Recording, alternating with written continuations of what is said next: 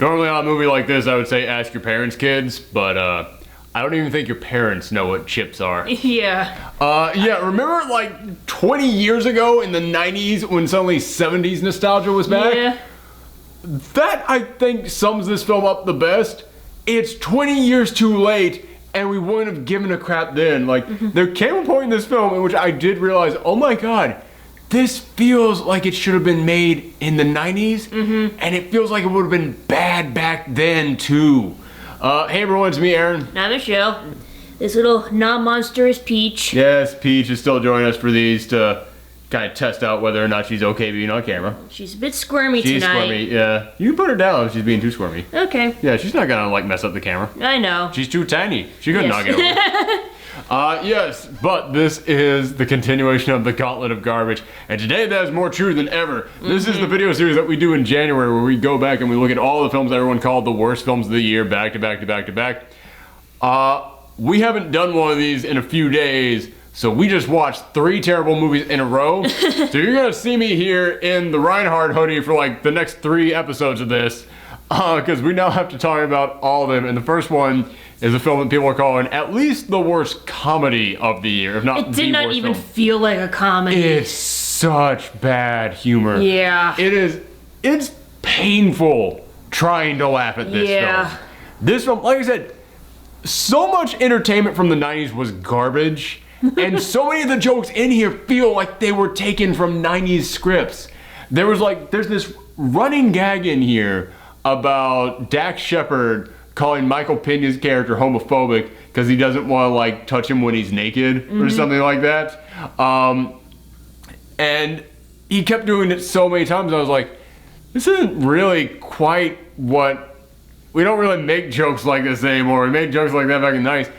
And then there came a moment in which one of the guys they're investigating was gay, and after they find out that he was gay, they both turned to each other and were like, oh yeah, we're fine with that. We have no problem with that at all. And I was just like, this feels like back in the 90s, back when it was like, ooh, can you believe we have a gay person in this movie? Oh, bet you did. Oh man, that's such a weird thing. It's like, that's not really a weird thing. No, it's not. We're all cool with that now. Yeah, I mean... It just reminded me of that one episode of Seinfeld where the whole thing was, oh, they think that we're gay. Not that there's anything wrong with that. No, of course not. What a person decides to do with their life is their own thing. It's like, it just made me think of how they had an entire episode dedicated to it. It's like, yeah, back when that came out in like 94, 93 when that episode came out, that was kind of like a big thing back then. Like nobody was really talking about that. And they handled it so much better in that one episode of Seinfeld than this entire movie did, trying to address something that for the past 20 years hasn't really been that big of a thing. Well, I'm not gonna say for the past 20 years it hasn't, but it's like, as far as entertainment goes, every single year it gets a little bit less like, oh yeah, this is a thing. A little less controversial. That's the best way of saying it. Yeah, so I was like, yeah, dude, I'm sorry, you coming in here trying to be like, oh, can you believe that we did that? It's like, yes. And honestly, the whole pointing out like whether or not they're homophobic or not just makes it makes them more homophobic. Yeah, exactly. This movie is really kind of homophobic-y. Yeah, it's like just yeah, this movie has a lot of problems going for it. One of which being that Dax Shepard is convinced he is way more handsome of a man than he actually is. And apparently so do the rest of the cast. Like, there was I mean like when the... you mean the characters in Yeah, it? exactly, the characters. Oh, you don't know, do you? Dax Shepard directed this. Oh, that would explain it. Yeah, isn't that the whole like turn around, drop the coffee cup moment when you look back at this movie? Because in this movie, everyone in here, the 2 main stars are Michael Pena and Dax Shepard, and Michael Pena is like a sex addict and is just like hooking up with everyone again, and everybody wants to sleep with him, but everybody also wants to sleep with Dax Shepard too, but he's married to a wife that's cheating on him, so he's just like, oh no, I can't, oh no, well, I know all these women just want my rock hard body, but no, I can't bring myself to do it. And man, when you find out that Dax Shepard wrote this, maybe didn't write it, but when they directed it, it so just makes you look back at that and it's like, dude, for real? I think when the credits started rolling, I was already out of it. Yeah. I was like dead, so I was like, wasn't paying attention at all. I knew this while I was watching it, so every time that came up, I was just like, are you serious with this shit?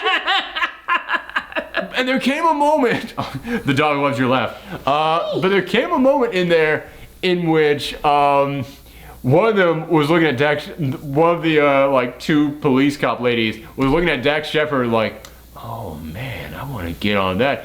And then another one goes, I like the little brown one, which was like, what? For real? And then another one was like, I'll take both. Yeah, like, another person said, I would go with them both. It's like, neither one of them are that attractive. You said that out loud and it just broke the tension of the whole scene. I was like, oh, thank God, I've been thinking that this entire time. So I was like, do women find them attractive? And you were just like, ew. No. Yeah. And like, I feel like this movie is like really hypocritical too, because like, there's these average looking men that apparently all the other characters are hot for, but like when it comes to like the women characters, it's like, there's like literally like one hot female police officer. There's one who they keep calling the hot officer. Yeah. But there's another one there who's like, she's even more smoking. What is wrong with you people? Even their commanding officer, who was played by the mom on Malcolm in the Middle, which was just sad. She deserves way more than this. Like, she's actually, like, for her age, like, yeah, she's every single, like, lady in here is actually doing okay. There's a scene in which they're like, well, they said it was a hot female police officer, and then they're looking at all the other female police officers and go, must have been this one. And I was like, these were supposed to be the ugly women? They just look, they look average. Yes. They look very... Like, honestly, if the average women are considered ugly, then the average looking men should be considered ugly and not hot either. Like, seriously, I hate that Hollywood trope where, like, average men are hot and, like... The Fred Flintstone effect. Yeah, pretty much. Yeah, exactly. And, man, it's not just that Michael Pena, like, hooks up with all these women. He's also such a sex act that there is a moment in here in which... First off, he's like cheating on his former police buddies. Like he's in the FBI, but he got bumped down to doing this undercover assignment with the CHiPs department of the California Highway and Patrol Department. Yeah, basically the motorcycle. That's what CHiPs is short for. Which I never got that when I was little. And like whenever the intro showed up, it's like these guys aren't eating potato chips. Like oh, I always thought chocolate chips. No, okay. No, I was thinking a different kind of chips. But it's like basically when I was little, as soon as CHiPs was on, it's like the cartoons are over, time to go to bed. Yeah. By the way, when you were little and it came on, it was on Nick at Night, so it was old for us. Yes, it was. But yes, what was I about to say? Oh yeah, so Michael Pena gets busted down for this because he ends up cheating. He's like cheating on his ex-partner with his wife, and he ends up shooting his partner in the arm because like someone has got him held hostage. So he shoots his partner in the arm to go through him and into the suspect. So they're like, yeah, that was incredibly reckless. And he's like, I don't care. I'm Punch or whatever. That's not his name. That's the name they give him undercover. But like, that's the only name we can like. That's nobody knows what his actual name is. Yeah, At the end of the show, he's like, yeah, just call me Punch. Like, but yeah, so he's like, I don't care. I'm the best there is at what I do. So he's the cocky one. He gets bumped down, and you find out like Dax Shepard is the guy he gets paired up with, and Dax Shepard, like at one point goes, yeah, do you have like a bowel problem or something? It's like you keep going to the bathroom. It's like, why do you keep judging how much I'm going to the bathroom? It's like, you've been there 3 times and it's only 11 a.m. and the last time was for 20 minutes. And then you discover, no, he's masturbating in there. He is going in there, and that's when it hit me. You have to stop 3 times before 11 a.m. to masturbate, sometimes taking 20 minutes, almost half an hour, while you're on duty. You should be fired. You should be fired, and you should see a doctor about that, because masturbating that much should not be. I don't think that's good for you, is it? We're not going into that. I don't know anything about like male masturbation. Stop talking. I'm just as bad as this movie. All right. Eat my hand. Eat my hand. Eat it. Eat it. So Michael Pena is incredibly incompetent, but then you've got Dax Shepard in there, and Dax Shepard is supposed to be the most incompetent one. And so for Michael Pena to be the cool one, Dax Shepard is just horrendous. He is the rookie here, and he's the oldest rookie they've ever had. The only reason he was able to pass and get in there is because like he's this big famous BMX motorcycle rider, like one of those guys who does the stunts like jumping over gorges and stuff. But he has gotten so busted up over so many years of doing this, like him just waking up in the morning is painful to him. There is a moment in here in which he wakes up and he can't move out of bed. He has to call people for help. and he's just like taking handfuls of pills at all times. And like he calls up Michael Pena to come and like pick him up and like carry him into a hot tub. And I was like, you're a highway patrol officer. I'm sorry, you can't pass the test. If this is like your average day in which you don't know if you're gonna be able to get out of bed in the morning, yeah, man, you can't be a highway patrol officer. It's like, I understand he like wants to relive his glory days, but it's like, no, man, you can't in your condition. It's over, man. Yeah, you gotta accept like, that. you keep looking at him and you're just like, at any moment you could just fall apart. And he falls down so many times too. It's like, I seriously thought like he'd like break something or end up dead. Like, there's a moment in which they just say, oh, most of my bones are titanium at this point. And I was like, that actually comes into a plot where he gets shot. By the way, the CGI is so bad in here when he gets shot. He gets shot and like the bullet ricochets off him to hit the guy shooting him. It was just like, seriously, you can't be like functioning if that much of you isn't even like together anymore. It is insane how overboard they went with trying to make it like, yeah, well, he's got injuries from his old days. It's like, yeah, there's a difference between I have injuries and, oh man, it might affect my line of work, or I have injuries, I can't move. So he's incredibly incompetent at what he does. He can barely even move. But here's the thing, and I shouldn't be saying this, but I really, as I said, Dax Shepard, he's directing it, and it really feels like he's like, yeah, I'm the hottest guy in this film. I am God's gift to him. And I'll give him this. He did his crunches. He's got the six-pack. He's in shape. I'll give him that. But there's so many shots in here where he's like got 2/3 of his body exposed, or he's like laying in bed butt naked, and he's got like a towel barely covering his groin. And man, okay, I really hate saying this because it might actually be part of his body. I don't know if it's actually there or if it's just something they added for this. But he has got a tattoo on his shoulder of a tree. Yeah, like a cherry blossom It's tree? like a cherry blossom, except that the blossoms aren't pink, they're red. So there are these little tiny like these little tiny flowers that are red with like a little tiny circle in the middle that's like an orange thing. I kept looking at them, and it's not like all over the branches on this thing. It's like just sporadically put it's all like of them. speckles, and it's like... Speckles. It wasn't until halfway through this film that I realized, oh, those are flowers. I thought that was acne.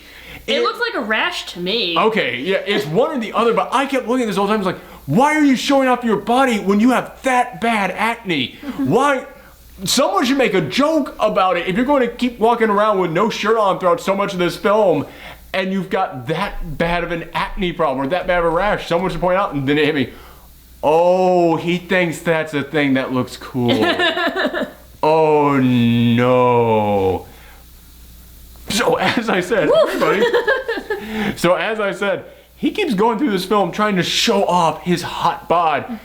And there's one moment in here where it gets so bizarre because there's a moment in which Michael Pena has to carry him to the bathroom. He's got a towel over his junk. Then Michael Pena steps on it. The towel goes off. He freaks out because it's like, oh no, I'm seeing you naked. And this is apparently the 90s where that was a thing. And then he's freaking out of that. And then he trips on the towel, face plants, like puts his face right in his crotch. And you're seeing like his hair and everything down there. Only thing you're not seeing is his penis. And then they throw him against the wall. He hits the wall and then falls in the tub. And at that moment, the camera actually shows you his junk, but they pixelated it? They didn't want to show the audience his penis? Like, you showed us everything else, but you didn't want to show us that, and this... But here's the thing. This isn't like a security camera that we're looking through, and they're like, oh, well, that's a funny bit, but we need to take out that. We can't have that be seen. But I mean, that's the only shot we got. It's a camera on a movie set, and you're the director. You can put it wherever you want. You don't have to film your junk. That's not a requirement. It's not like, oh, I don't feel good about doing this scene, but it's the only way we can get this shot. No, you can get it. Like, why would you film that? Because if you're not going to... are funny. That's the other thing. This movie, another thing that makes this movie feel like the 90s, it needs to realize the naked human body is not the bad boy of comedy anymore. No. Remember back in the 90s when it was like, oh my god, I saw a pair of breasts. Oh my god, can you believe they got away with that? Oh wow. And then in the 2000s, I saw a person's penis. Can you believe they put that? Oh man, The Hangover Part 12 is the greatest comedy of all time because they actually showed a human dick at one point in time. No man, no one gives a shit about that anymore. No one cares about that. It is so fucking backwards, the comedy in this, that they're just like shoving it in your face. Every like 9 minutes, there is a picture of exposed breast in this movie. And then the one time which they're gonna show off someone's penis, they film it to show it off, and then they pixelate it. Yeah. Why film it if you're not gonna show it? Like, again, not that I want to see it. No, it's but not like, funny. It's not, I have no interest in this. But why do it? It's so, it makes no fucking And sense. like, this is an R-rated movie, so there was like no need to like pixelate all that. Oh, stuff. dude, they talk about the grossest shit in here. They do. And it's one of those, man, I hate gross out humor. Because gross out humor so often is not clever at all. Gross out humor so often is, if I say this dirty thing, that's the joke. No, that's the setup. You need the punchline in there. You can't just give us the setup of, oh, dirty thing. No, that's not it. And yet, they have so many segments up here of them saying dirty stuff that goes on and on. Like, seriously, there was like at least like, what, 10... Our dog just went over on the couch, sorry. Right.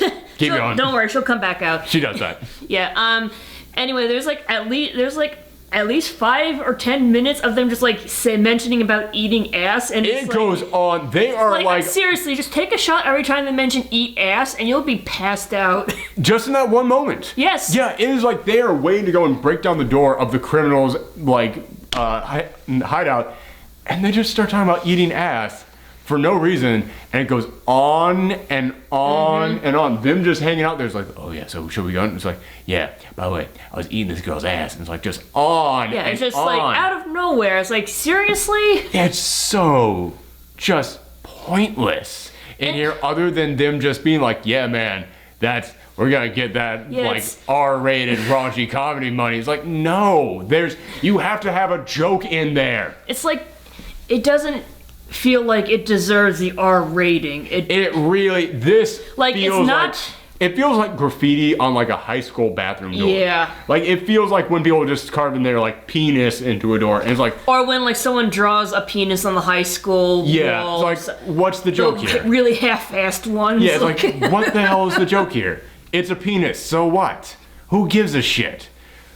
But I want to make clear to you guys, beyond just this movie being gross out humor for no fucking reason in here, and Dax Shepard thinking he's way sexier than he actually is, this movie is so dumb as fuck. Oh yeah. This movie makes no goddamn sense. Like, it's not suspenseful enough to be an action movie. It's not funny enough to be a comedy. None of the action is that good. It's like, Yeah, dude, I hate telling you this, but we live in the day and age of John Wick and the freaking Avengers. If you're going to be an action thing, you can't just be riding around on a motorcycle. And it's like, this is like the level of like riding the dude, like, And like there are moments where they stop, where like they'll be chasing someone and they'll jump over a gorge and they'll do like a little flip in the air, and it's like, yeah, it's the BMX. I've seen that shit. Like there's like literally like it's the BMXs, except that when I watch that, it's actual people doing it, so there actually is the suspense of, oh man, are they actually gonna be okay, or are they gonna be able to do this? Like, yeah, this is the thing I can see. Like, this would be like watching a basketball game where someone dunks in a movie, and it's like, oh, that's neat that they had the wires to do that. Cool. Whatever. Yeah, so... It's like, yeah, there's like actually a scene where they were like driving their bikes down a spiral staircase. Oh my god! And they kept getting stuck. It's a chase sequence in which they're trying to run from the bad guy, so he goes down a staircase, except the staircase is not like one long spiral. No, it's like just the... It's like, yeah, it's like it goes at like a triangle. Like, it's a stairwell, bam, yeah. Bam, bam, like back and forth, like just stopping. So they would have to then go, stop, and then go down, stop, And I was like, if the bad guy got off their bike, they could catch you. Yes. This is so not, like the action just sucks in here.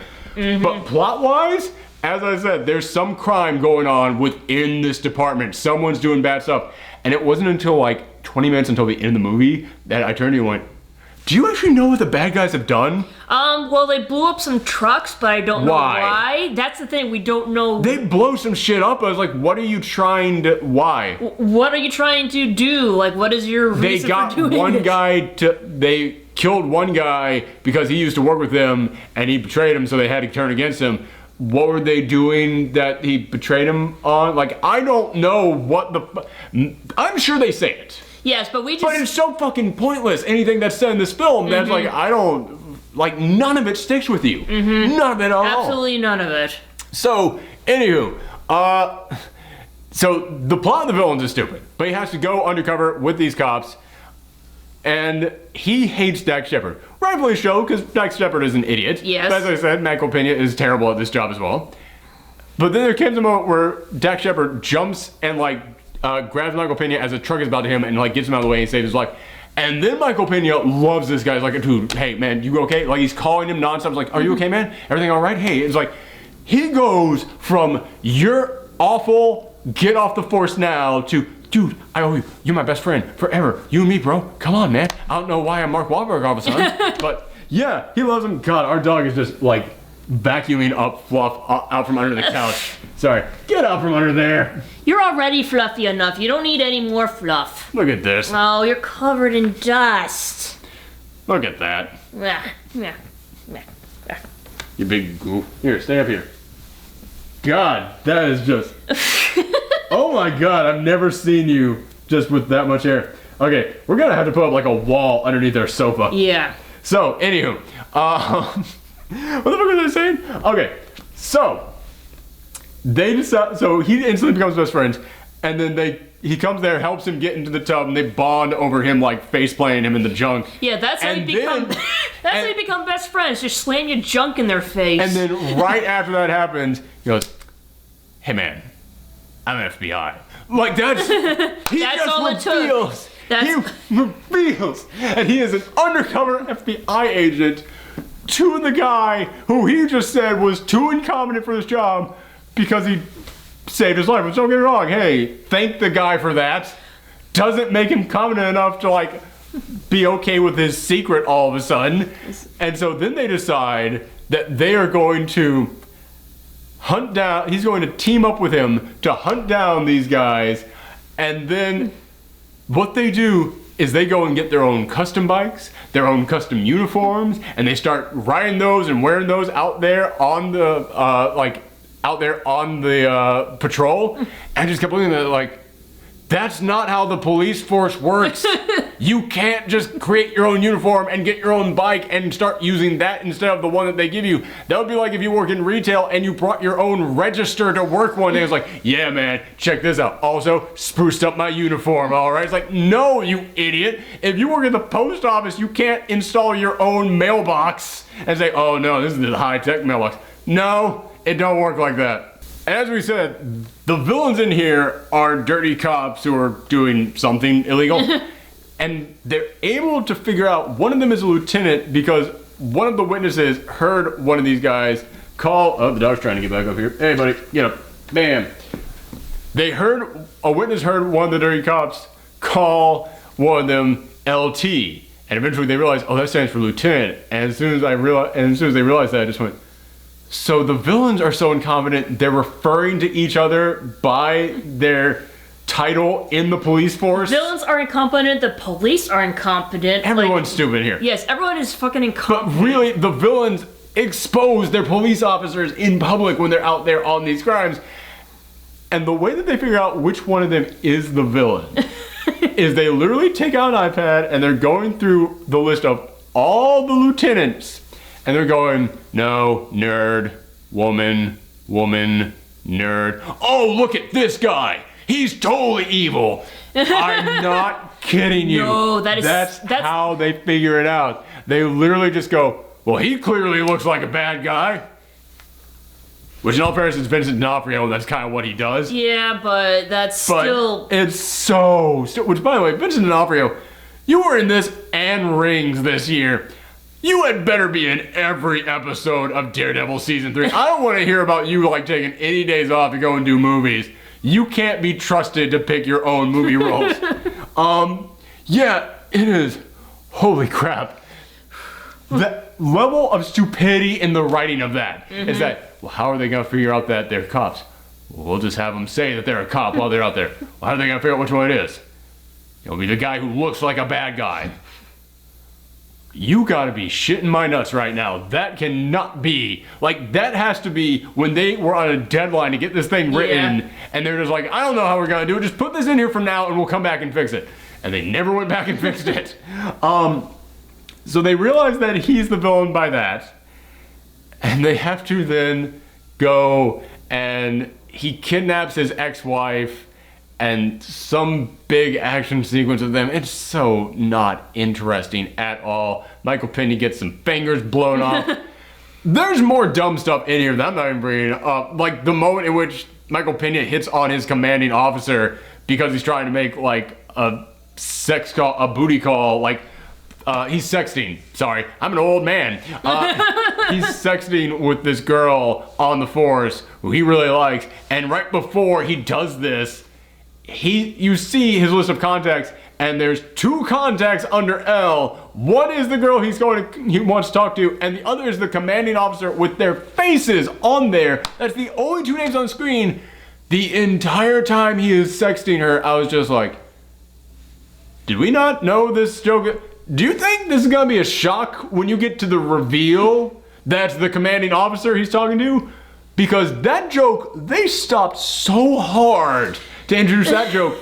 If that joke was sitting next to us, it would have stood up at that scene. Excuse me, this is my scene. Excuse me, everyone. Excuse me, I have to get up there on camera right now. Excuse me, this is gonna be my scene in a moment. Make sure you pay a lot of stuff attention. Oh wait, can't get out that way. I'm coming back this way. Joke coming through, everyone.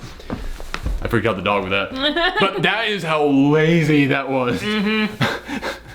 Joke came back. Did you see my moment up there? That was my moment. I was the joke up there. In case anyone ever saw that. And that's pretty much the issue with all the jokes. Like they're like they go on. They go on, and you see it coming. And you know it's coming. Yeah. There's only one joke in here that got the slightest chuckle from me. One that got the slightest chuckle, in which, as I said, this thing starts off with Michael Pena ends up shooting his old partner in the shoulder. It comes to a big moment in which they're trying to like catch the bad guys. Michael Pena takes out his gun, fires at the bad guy. The bad guy dodges it, and then you see way behind him in the background was his partner, and he shoots him in the other shoulder and went, all right, I didn't see that coming. That was actually, you set it up. It had a set up with the whole he shot him the first time thing. Had the build up because you kept mentioning that you shot him. Speaking of bad setups, that whole bounce house scene. There is a moment in this film. This is the level of incompetence in this film. None of the action sequences in here are good. No. At all. But there's one in here that could have been good. Mm-hmm. There's a moment in which they are on a motorcycle chase with all these guys, and they end up steering them into this fair, I guess. It's just like fair? It's like 10 bounce houses just out in an open field. Yeah, they couldn't afford any actual rides or stands. Yeah. And they go in there, and it's just all these bounce houses, and the motorcycle guys end up slamming into the bounce houses, sending them flying. I've never seen something like that. That could kind of be a cool thing to see.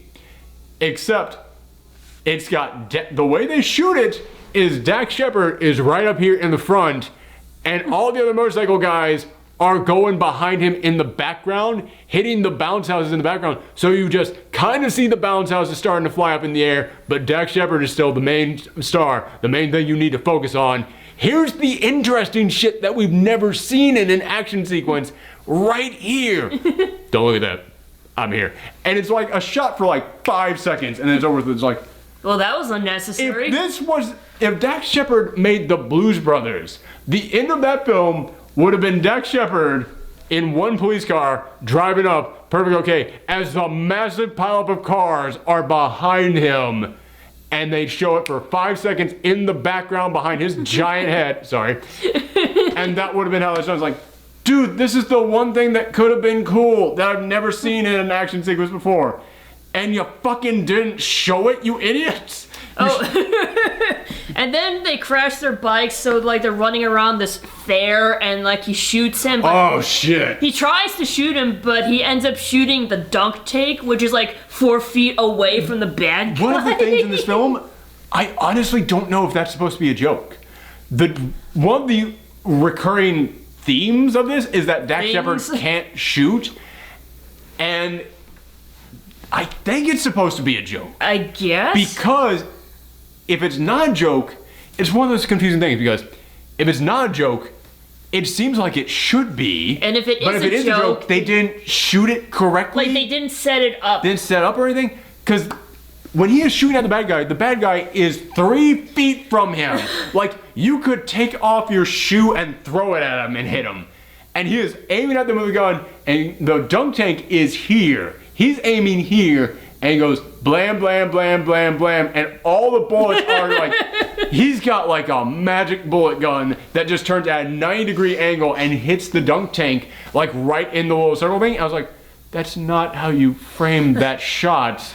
Like, I guess, But I guess that could have been a funny thing, like if you like set it up appropriately. But like, and like, yeah, it was really obvious too, because it's like, oh, the bad guy's next to the dunk tank. I wonder what shenanigans are gonna happen. The one thing if the bad guy was here and the dunk tank was here and Dax Shepard was 20, 30 feet down. Dax Shepard is 3 feet from him here. Bad guy's here. Dunk tank is here, and it's like, bing. And I'm like, that's so cartoonish. I feel like it should be a joke. Like, honestly, there are like a lot of scenes in here would have been way more funny if we added cartoon sound effects. Like, yeah. Okay. Yeah, it's okay.